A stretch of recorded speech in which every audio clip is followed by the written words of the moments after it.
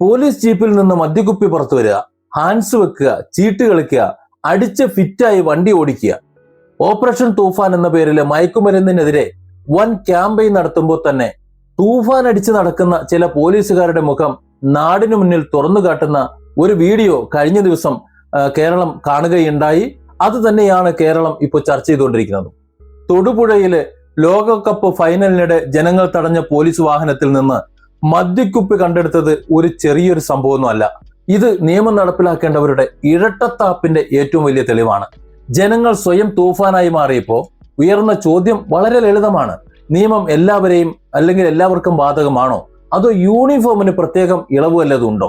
Operation തൂഫാൻ കേരളത്തിലെ മയക്കുമരുന്ന് മാഫിയയെ വേരോടെ പിഴുതെറിയാൻ ലക്ഷ്യമിട്ടുള്ള ഒരു ക്യാമ്പയിനാണ് എന്നാണ് നമ്മുടെ ഗവൺമെന്റ് പറയുന്നത്.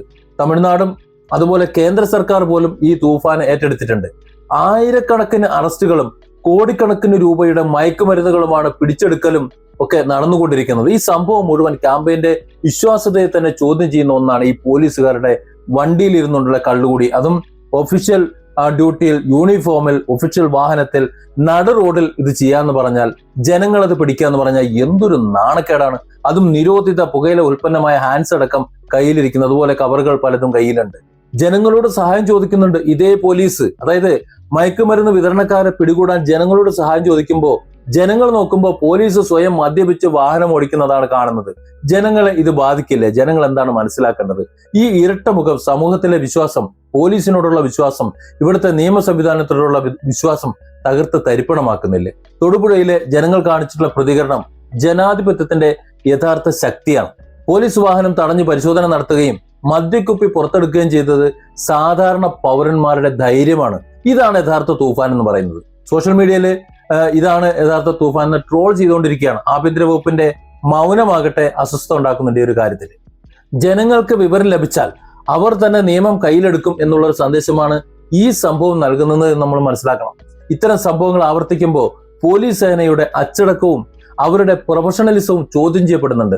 ഡ്യൂട്ടിയിലിരിക്കുമ്പോൾ മദ്യപിക്കുന്ന ഉദ്യോഗസ്ഥരെ സംരക്ഷിക്കുന്നത് മുഴുവൻ സേനയുടെയും പ്രതിച്ഛായ തന്നെ നശിപ്പിക്കുന്നു എന്നുള്ളത് ഓരോ പോലീസുകാരനും ഓർക്കണം. ഓപ്പറേഷൻ തൂഫാൻ പോലുള്ള വലിയ ക്യാമ്പയിനുകൾ വിജയിക്കണമെന്നുണ്ടെങ്കിൽ ആദ്യം സ്വന്തം വീട് വൃത്തിയാക്കണം.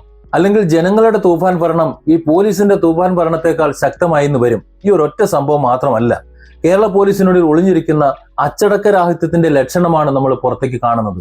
ഏത് നിയമമായാലും അത് ജനങ്ങളുടെ മണ്ടയിലേക്ക് കർശനമായി നടപ്പിലാക്കാൻ ശ്രമിക്കുമ്പോൾ അല്ലെങ്കിൽ നടപ്പിലാക്കുമ്പോൾ സ്വയം അതിന് വിധേയരാവാത്തവരെ എങ്ങനെയാണ് പൊതുജനം സഹായിക്കുക? ആഭ്യന്തരമന്ത്രി ഉൾപ്പെടെയുള്ളവർ ഈ ഒരു സംഭവത്തിൽ ഉടൻ കർശന നടപടി എടുക്കണം. അല്ലാന്നുണ്ടെങ്കിൽ ഓപ്പറേഷൻ തൂഫാൻ എന്ന പേര് തന്നെ ജനങ്ങൾക്കിടയിൽ ഒരു തമാശയായി മാറിപ്പോകും. ജനങ്ങൾ സ്വയം നിയമപാലകരായി മാറുന്നത് ജനാധിപത്യത്തിന്റെ വിജയമാണെന്ന് ഒരു നമ്മൾ പറയും. പക്ഷെ അത് അച്ചടക്കത്തിന്റെ പരാജയമാണ് എന്നതുകൂടി ഓർക്കണം. പോലീസ് സേനയിൽ വളരെ ഉന്നത തലത്തിൽ നിന്ന് തന്നെ ശക്തമായ ഒരു ക്ലീൻസിങ് ആവശ്യമാണ്. ഡ്യൂട്ടിയിലിരിക്കുമ്പോൾ ആര് മദ്യപിച്ചാലും അത് കണ്ടുപിടിച്ച് കടുത്ത ശിക്ഷ നൽകിയാലേ ബാക്കിയുള്ള ഉദ്യോഗസ്ഥരും അത് കണ്ട് ഭയക്കുള്ളൂ. അല്ലെങ്കിൽ തൂഫാൻ തിരിച്ചടിക്കുന്നത് തുടരും. ഈ സംഭവം ഒരു മുന്നറിയിപ്പായിട്ട് കാണുകയും വേണം. ഓപ്പറേഷൻ തൂഫാൻ വിജയിക്കണമെങ്കിൽ പോലീസിന്റെ ഉള്ളിൽ നിന്ന് തന്നെ തുടങ്ങണം. ഒരു ഇന്നർ തൂഫാൻ ആരംഭിക്കണം. ജനങ്ങൾ കാത്തിരിക്കുന്നത് നീതിയുടെ സമത്വമാണ്.